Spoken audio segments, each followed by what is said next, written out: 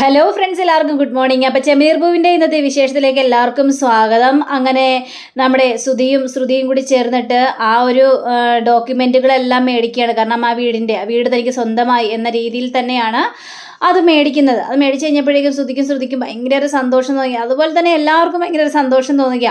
അപ്പോൾ അതിനുശേഷം ആ വീടിൻ്റെ ഓണർ ഇങ്ങനെ പറയുകയാണ്, ഏതായാലും വീട് നിങ്ങൾക്ക് സ്വന്തമായിട്ടുണ്ട്, പക്ഷേ ഒരു കാര്യമുണ്ട് ശ്രുതി, 6 മാസത്തിനകം നിങ്ങൾ എനിക്ക് ആ ഫുൾ തുക തന്നിരിക്കണം, അല്ലെങ്കിൽ വീട് തിരിച്ച് എനിക്ക് തന്നെ സ്വന്തമാകും. കേട്ടല്ലോ? അയ്യോ സാറേ, ഉറപ്പായിട്ടും സാറേ, 6 മാസത്തിനുള്ളിൽ സാറിൻ്റെ പൈസ എല്ലാം തരാം, അതിന് പേടിക്കേണ്ട ആവശ്യമൊന്നുമില്ല, ഞങ്ങൾ തരുമെന്ന് പറഞ്ഞാൽ തന്നിരിക്കും എന്നൊക്കെ പറയാണ്. എങ്കിൽ പിന്നെ എത്രയും പെട്ടെന്ന് എനിക്ക് പോകണം, ദുബായിലേക്ക് പോകണേ. ദുബായിലേക്കോ? എന്തിനാണ് സാറേ ദുബായിലേക്ക് പോകുന്നത്? ശരി, ഞാൻ പറഞ്ഞതല്ലേ എനിക്ക് ദുബായിൽ പോകണമെന്ന്. അവിടെ ഒരു ബിസിനസ് മീറ്റിംഗ് ഉണ്ട്. അങ്ങനെ എത്ര മീറ്റിങ്ങുകളാണ് എനിക്ക് കിടക്കുന്നതെന്ന് അറിയാമോ? പിന്നെ വീടുകളെല്ലാം നല്ല രീതിയിൽ നോക്കിക്കോണം കേട്ടോ. വീടിന് കേടുപാടൊന്നും സംഭവിക്കരുതേ.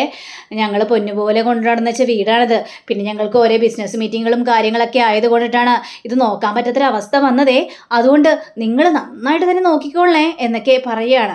അത് പിന്നെ ഞങ്ങൾ നോക്കിക്കോളാം മേഡം എന്നും പറഞ്ഞുകൊണ്ട് ഇവർ ആ പണവും കൊണ്ട് ഇവർ പുറത്തേക്ക് ഇറങ്ങിയപ്പോൾ തന്നെ വാ പെട്ടെന്ന് വണ്ടി കയറ്, ഇനി വല്ലതും സംശയം തോന്നിക്കഴിഞ്ഞിട്ടുണ്ടെങ്കിൽ നമുക്ക് ഈ പൈസയും കിട്ടില്ല, ഒന്നും കിട്ടില്ല, നമ്മൾ സ്റ്റേഷനിൽ കിടക്കേണ്ടി വരും. അതുകൊണ്ട് പെട്ടെന്ന് വണ്ടി കയറ് എന്ന് പറഞ്ഞുകൊണ്ട് ഡ്രൈവറോട് എടോ വണ്ടി എടുക്കടാ എന്ന് പറയാം. അങ്ങനെ ഈ ഒരു വണ്ടി കയറി പോകുന്ന ആ സമയത്താണ് സച്ചി അവിടെ എത്തിക്കഴിഞ്ഞു. അപ്പോൾ സച്ചിയുടെ വണ്ടിയും ഇവരുടെ വണ്ടിയും കൂടി ഇങ്ങനെ മുട്ടിയില്ല എന്ന രീതിയിൽ തന്നെയാണ് നിൽക്കുന്നത്. അപ്പോൾ ഇത് കണ്ട സച്ചിക്ക് കലി വരികയാണ്. എന്താണ് നിൻ്റെ മുഖത്ത് കണ്ണില്ലേടാ, ഒരു വണ്ടി കയറി വരുന്നത് കണ്ടൂടെ, പിന്നെ നീ എന്താണ് ഈ കാണിച്ചത് എന്ന് ചോദിക്കുകയാണ്.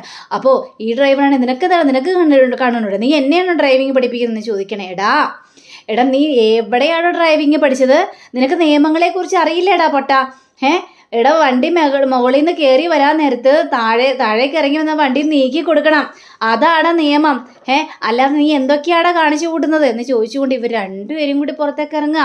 ഇയാളാണെങ്കിൽ പെട്ടു എന്നൊരവസ്ഥയിലായി പോവുകയാണ്. നീയാണ് പൊട്ടൻ, നിനക്കാണ് നിയമം അറിയാൻ പാടാത്തത്, എനിക്ക് നിയമമൊക്കെ നന്നായിട്ട് അറിയാം. നീയാണ് വഴിമാറ്റി തരേണ്ടത്, അല്ലാണ്ട് ഞാനല്ലടാ എന്ന് പറഞ്ഞുകൊണ്ട് രണ്ടുപേരും കൂടി തർക്കുക. ആ സമയത്താണ് ഈ ഓണർ അവിടെ നിന്ന് ഇറങ്ങി വരുന്നത്. അങ്ങനെ ഓണർ ഇറങ്ങി വന്നു കഴിഞ്ഞപ്പോഴേക്കും ദയവ് ചെയ്ത് ഒരു പ്രശ്നം ഉണ്ടാക്കാൻ നിൽക്കരുത്, ഞങ്ങൾക്ക് പെട്ടെന്ന് തന്നെ പോകണം, ദുബായിൽ ഞങ്ങൾക്ക് വലിയൊരു ബിസിനസ് മീറ്റിംഗ് ഉള്ളതാണ്, അതുകൊണ്ട് പെട്ടെന്ന് തന്നെ എയർപോർട്ടിൽ എത്താനുള്ളതാണ്, നിങ്ങൾ കിടന്ന് പ്രശ്നം ഉണ്ടാക്കാൻ നിൽക്കരുത്, ഞങ്ങളുടെ ഭാഗത്ത് തന്നെയാണ് തെറ്റ്, ഞങ്ങൾ അതിന് നിങ്ങളോട് ക്ഷമ ചോദിക്കുന്നെന്നും പറഞ്ഞുകൊണ്ട് സച്ചി ഇയാളുടെ ഭാവരീതിയൊക്കെ കണ്ടുകഴിഞ്ഞപ്പോഴേക്കും എന്താണ് ഇത് അന്തിച്ച് നിൽക്കുക. അപ്പോൾ അവരിങ്ങനെ വണ്ടി എടുത്തിട്ട് പെട്ടെന്ന് ഓടിപ്പോവാണ്, കാരണം പെട്ടു എന്ന രീതിയിൽ. അങ്ങനെ സച്ചിയും രേവതിയും കൂടി കാറിൽ കയറി വീണ്ടും ഈ ബംഗ്ലാവിൻ്റെ മുന്നിൽ ഇങ്ങനെ എത്തുക. അപ്പോൾ ഇവരെല്ലാം ഇത് കണ്ടോണ്ട് നിൽക്കുന്നുണ്ടായിരുന്നു. അപ്പോൾ രേവതിയും സച്ചിയും കൂടി ചുറ്റുപാടിങ്ങനെ നോക്കിക്കഴിഞ്ഞപ്പോഴേക്കും ശ്രുതി ഓടി വന്നിട്ട്, നീ എന്ത് പരിപാടിയാടാ കാണിച്ചത്? നീ എന്താടാ അയാളോട് തർക്കിച്ചുകൊണ്ട് നിന്നിച്ചത്? ആ സാറോട്? സാറോ? ഏത് സാറ്? റോങ് സൈഡാണ് അവനെ ഓടിച്ചത്, അതിനു വേണ്ടി ഞാൻ പറഞ്ഞുകൊണ്ടിരിക്കുവായിരുന്നു. എൻ്റെ പൊന്നെടാ, അതെ ഈ വീടിൻ്റെ ഓണറാണ്. ഓണറോ? ഇത്രയും വലിയ വീടിൻ്റെ ഓണറാണോ അത്? അതെ. രേവതി, ഇതെന്താ രേവതി കേൾക്കുന്നത്? ഈ വീടിൻ്റെ ഓണറാണ് പോലും, ഓണർ. എന്താടാ നിനക്കൊരു സംശയം? ശ്രുതി, നീ പറ്റിക്കപ്പെട്ടുവെന്നാണ് എൻ്റെ ഒരു സംശയം. അയാളെ കണ്ടിട്ടൊരു ഓണർ പോലെ തോന്നില്ലല്ലോടാ, കാരണം അയാൾക്ക് ഇവിടെ നിന്ന് രക്ഷപ്പെടാനുള്ള എന്തോ വെപ്രാളമൊക്കെയാണ് അയാൾ കാണിച്ചു കൂട്ടിക്കൊണ്ടിരിക്കുന്നത്. പിന്നെ അയാളൊരു കൂട്ടല്ലടാ കോട്ട്, എന്തെങ്കിലും ആവട്ടെ, പക്ഷേ അയാൾക്ക് എന്തോ കള്ളത്തരമുണ്ട്.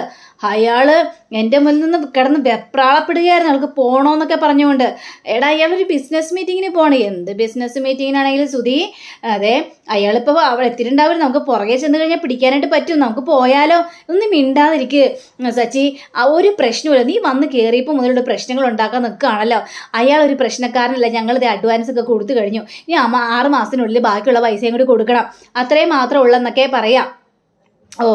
നിനക്ക് അങ്ങനെയാണ്. അപ്പോൾ നമ്മുടെ ചന്ദ്രയും രവിയും കൂടി ഇങ്ങനെ സംസാരിക്കാം. അപ്പോൾ രവി പറയണ, ചന്ദ്രേ ഇനിയിപ്പോൾ അവൻ പറഞ്ഞൊരു വലിയ കാര്യമുണ്ട്, അങ്ങനെയൊന്നും ഉണ്ടാവില്ല എന്നും പറഞ്ഞ് ഇവർ നേരെ അകത്തേക്ക് കയറുകയാണ്. അപ്പോൾ അകത്തേക്ക് കയറി കഴിഞ്ഞപ്പോഴേക്കും ആ വീട് കണ്ടിട്ട് ചന്ദ്രയ്ക്ക് ഒരു സമാധാനവുമില്ല. ചന്ദ്രയാണെങ്കിൽ റൂമിലൊക്കെ കയറി നോക്കി കഴിഞ്ഞപ്പോഴേക്കും ഒരു വലിയൊരു ഗണപതിയൊക്കെ നിൽക്കുക. അയ്യോ രവിയേട്ടാ, അതേ ഗണപതി, ശരിയാണല്ലോ, ഇത് ഗണപതി തന്നെയാണല്ലോ ചന്ദ്രേ. അയ്യോ എൻ്റെ രവിയേട്ടാ, എനിക്കിത് കണ്ടിട്ട് സഹിക്കാൻ പറ്റുന്നില്ല രവിയേട്ടാ, എന്ത് രസമാണല്ലോ രവിയേട്ടാ. മോളെ ശ്രുതി എന്ന് പറഞ്ഞിട്ട് വിളിക്കാം.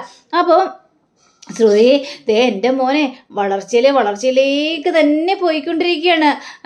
ശ്രുതി അതെ കണ്ടില്ലേ എൻ്റെ മോൻ എത്ര വലിയ ബംഗ്ലാവാണ് മേടിച്ചു കൊണ്ടിരിക്കുന്നത്.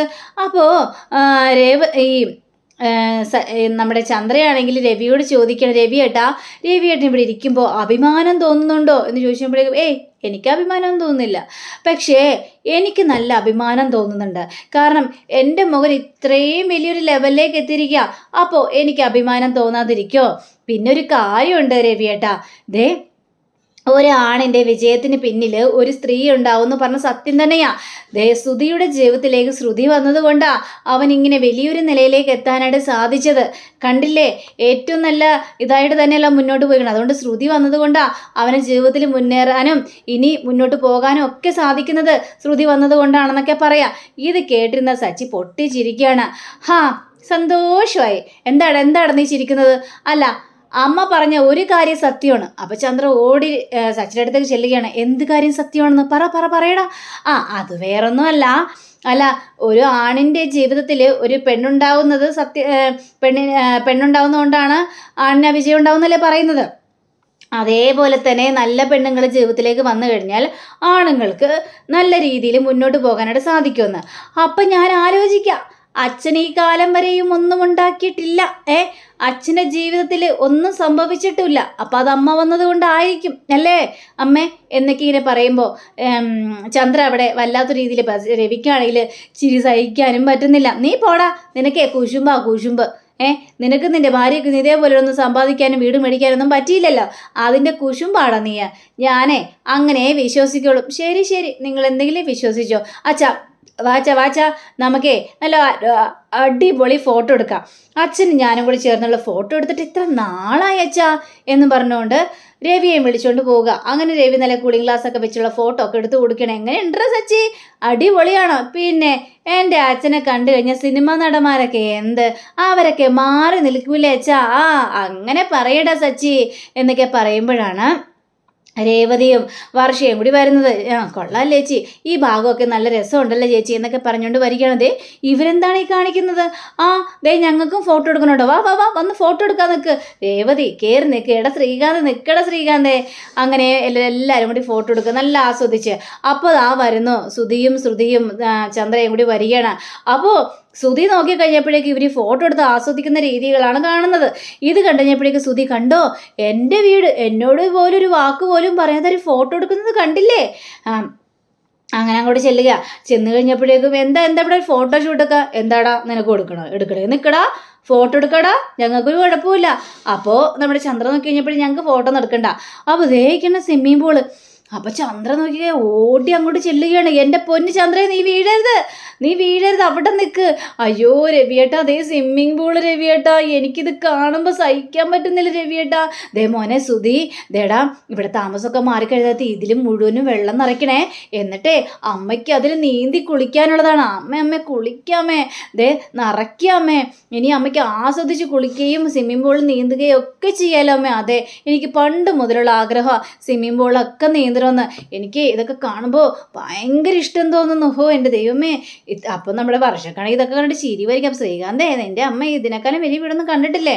എന്താ ആൻറ്റി ഇതിനേക്കാളും വലിയ വീടൊന്നും കണ്ടിട്ടില്ലേ? പക്ഷേ എൻ്റെ മോൻ മേടിച്ച വീടാണ് ഏറ്റവും വലിയ വീട് എന്നൊക്കെ ചന്ദ്ര വാചകം അടിച്ച് കഴിഞ്ഞപ്പോഴേക്കും നമ്മുടെ വർഷ അവിടെ നല്ല ഒരു മറുപടി കൊടുക്കുകയാണ്. ആൻറ്റി എൻ്റെ അച്ഛനെ ബീച്ച് ഹൗസ് മേടിച്ചിട്ടുണ്ട്. അത് ഇതിനേക്കാളും വലിയ വീടാണ് ആൻറ്റി. അതൊന്നും ആൻറ്റി കണ്ടിട്ടില്ലല്ലേ? നിൻ്റെ അച്ഛനപ്പോൾ ബീച്ച് ഹൗസൊക്കെ ഉണ്ടോ? പിന്നെ അല്ലാതെ ബീച്ച് ഹൗസ് മാത്രമല്ല, ഹൗസ് ബോട്ടൊക്കെ ഉണ്ട്. ഹൗസ് ബോട്ടോ? അതെന്താ ഹൗസ് ബോട്ട്? അതായത് ഈ ബോട്ടിൻ്റെ ഉള്ളിലായിരിക്കും വീട്. അതിനെയാണ് ഹൗസ് ബോട്ട് എന്ന് പറയുന്നത്. അത് ശരി. എടാ ശ്രുതി, നീ എത്രയും പെട്ടെന്ന് ഒരു കപ്പൽ മേടിക്കണം. കപ്പലോ? എന്തിനാ അമ്മേ കപ്പൽ മേടിക്കുന്നത്? ഒരു കപ്പൽ മേടിച്ചുകൊണ്ട് വന്ന് ഈ വീടിന് മുന്നിൽ ഇടണം. ഇത് കേട്ട സച്ചിയും അതേപോലെ തന്നെ രേവതിയും രവിയും എല്ലാവരും വായം പൊളിച്ച് നോക്കി നിൽക്കുകയാണ്. അതേടാ മോനെ, എന്നാൽ ഇവിടെ ഒരു കപ്പൽ മേടിച്ചിട്ടിട്ട് നിനക്ക് എപ്പോൾ പോകണമെന്ന് തോന്നുമ്പോഴും ആ കപ്പലെടുത്ത് പോകാലോ. അപ്പോൾ നമ്മുടെ വർഷ പൊട്ടിച്ചിരിക്കുകയാണ്. ആൻറ്റി ഇതുവരെ കപ്പൽ കണ്ടിട്ടില്ലല്ലേ? ഞാൻ കപ്പലൊക്കെ കണ്ടിട്ടുണ്ട്, എനിക്കറിയാം കപ്പലൊക്കെ. അതുകൊണ്ട് ഞാൻ എൻ്റെ മോനോട് പറഞ്ഞു ഇവിടെ കപ്പൽ മേടിച്ചിടണമെന്ന്. അപ്പോൾ നമ്മുടെ രേവതി ചോദിക്കുക, അല്ല സച്ചേട്ടാ ഈ കപ്പൽ കടലിൽ കൂടിയല്ലേ പോകുന്നത്? അതേ രേവതി, കടലിൽ കൂടിയാണ്. പക്ഷേ ഇവൻ കപ്പൽ ഇട്ടിട്ട് ഇവൻ ഈ വീടിൻ്റെ നടുക്ക് കൂടി ഒരു കടലുണ്ടാക്കി കൊടുക്കും, നേരെ ബാമാൻ്റിയുടെ വീട്ടിലേക്ക്. അതിൽ കൂടി കപ്പൽ പൊയ്ക്കോളും ബാമാൻ്റിയുടെ വീട്ടിലേക്ക്. നമുക്ക് അങ്ങനെയാണല്ലോ, പഠിക്കാൻ പിള്ളേരില്ലാത്ത സമയത്ത് കപ്പലും കൊണ്ട് നടക്കാമല്ലോ എന്ന് പറയാം. എടാ കളിയാക്കല്ലേ, എൻ്റെ പൊന്നമ്മ ഒന്നും മിണ്ടാതിരിക്കാവോ എന്നൊക്കെ സുധി പറയാം. അതിനവിടെ ഒരു ചമ്മി എന്നൊരു അവസ്ഥയിലായപ്പോൾ അപ്പോൾ നമ്മുടെ ചന്ദ്രയാണെങ്കിൽ വീണ്ടും എൻ്റെ അമ്മേ ഈ വീട് കണ്ടിട്ട് എനിക്ക് ഇരിക്കപ്പുറത്തില്ലെന്ന് പറഞ്ഞാൽ അവിടെ നിന്ന് ഓടുക. രവിയാണെങ്കിൽ തലക്കും കൈ പിടിച്ചിട്ട് ഓടി സ്വിമ്മിംഗ് പൂളിലേക്ക് വീഴാൻ പോയപ്പോൾ അച്ഛാ സ്വിമ്മിംഗ് പൂളാ, വീടല്ലേ അച്ഛാ, നിക്കച്ചാ. അങ്ങനെ എൻ്റെ ദൈവമേ ഇപ്പം ഞാൻ സ്വിമ്മിംഗ് പൂളിൽ വീഴാൻ ഇത് എന്തൊരു കഷ്ടകാലമാണെന്നും പറഞ്ഞുകൊണ്ട് വീണ്ടും രവി അവിടെ നിന്ന് ഓട്ടം. അപ്പോൾ പെട്ടെന്ന് നമ്മുടെ ചന്ദ്ര കഥക് തുറന്ന് നോക്കിക്കഴിഞ്ഞപ്പോഴേക്കും ദേ നിൽക്കുന്ന ഒരു മന്ത്രവാദിയെ പോലെ ഒരാൾ, അയാളുടെ കയ്യിലൊരു വിളക്കുമുണ്ട്. അത് കണ്ട ചന്ദ്ര പേടിച്ച് വിറച്ച് കണ്ണും മെടിച്ച് ഇങ്ങനെ നോക്കി നിൽക്കുക. ഇയാളെ ഭാവം രീതികളൊക്കെ കണ്ടപ്പോൾ ചന്ദ്ര പേടിച്ചു പോയി. അപ്പോൾ ദേ സുധിയുടെ കൂട്ടുകാരൻ പിന്നാലെ വന്ന് നിൽക്കുകയാണ്. അയ്യോ ഇതാരാ എന്താന്നൊക്കെ ബാക്കിയുള്ളവരെല്ലാവരും ചോദിക്കുക. ഇതാണ് മന്ത്രവാദി, ഈ പ്രേതബാധകളെയൊക്കെ ഒഴിപ്പിക്കാൻ വരുന്ന മന്ത്രവാദി. ഈ വീട്ടിലെ പ്രേതബാധയുണ്ടോ എന്ന് അറിയാൻ വേണ്ടി വന്നതാണ്. ഇത് കേട്ട സച്ചിയാണെങ്കിൽ അപ്പം കറക്റ്റ് സമയത്താണല്ലോ വന്നത്. അപ്പം അമ്മയെ ഉദ്ദേശിച്ചിട്ടായിരിക്കുമല്ലോ വന്നത്. സച്ചിയേട്ടാ ഒന്നും മിണ്ടാതിരിക്കും സച്ചിയേട്ടാ. പ്രേതബാധ ഇവിടെ ഉണ്ടെങ്കിൽ നമുക്ക് ഒഴിപ്പിച്ച് വിടണ്ടേ? എടാ സുധി, എന്നാലും നീ ഇങ്ങനൊരു ചതി ചെയ്യണ്ടായിരുന്നു കേട്ടോടാ.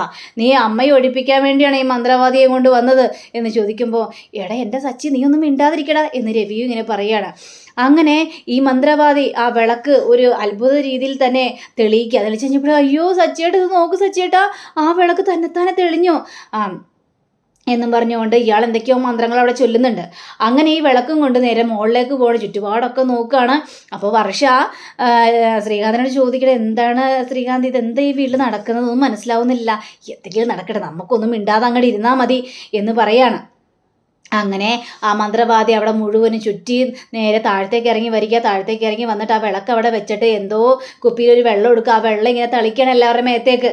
അപ്പോൾ സച്ചിയുടെ മേത്തേക്ക് തളിച്ച് കഴിഞ്ഞപ്പോഴേക്ക് അയ്യോ ഒരു വാറ്റുചാരയത്തിൻ്റെ മണമാണല്ലോ എൻ്റെ രേവതി എന്ന് പറയാം. അങ്ങനെ ഇയാൾ തളിച്ച് നേരെ മുന്നോട്ട് പോവുക. അപ്പോൾ സച്ചി വീണ്ടും പറയണ, രേവതി വാറ്റുചാരയത്തിൻ്റെ മണം ഞാൻ ഒരു പങ്ക് ചോദിച്ചാലോ? സച്ചിയോട്ടോ മിണ്ടാതിരുന്നോളൂ സച്ചിയോട്ടോ അവിടെ. അതെ ഇതൊക്കെ കാര്യമായിട്ട് എടുക്കണം. പ്രേതബാധ ഒഴിപ്പിക്കാൻ വേണ്ടിയായിരിക്കും ഒന്ന്. എങ്ങനെ ഒഴിപ്പിക്കാനാ? ആ പ്രേതബാധയല്ലേ എൻ്റെ അടുത്ത് നിൽക്കുന്നു. സച്ചിയേട്ടാ എന്താ സച്ചിയേട്ടാ എന്നിങ്ങനെ ചോദിക്കുകയാണ്. അപ്പോൾ അങ്ങനെയും കാണിച്ചുകൊണ്ടാണ് നമ്മുടെ ഇന്നത്തെ റിവ്യൂടെ അവസാനിച്ചിരിക്കുന്നത്. അടുത്ത റിവ്യൂവിനെ കാത്തിരിക്കുക, സബ്സ്ക്രൈബ് ചെയ്യുക. എല്ലാവർക്കും നല്ലൊരു ദിനം ആശംസിക്കുന്നു. നമസ്കാരം. Thank you. See again. By.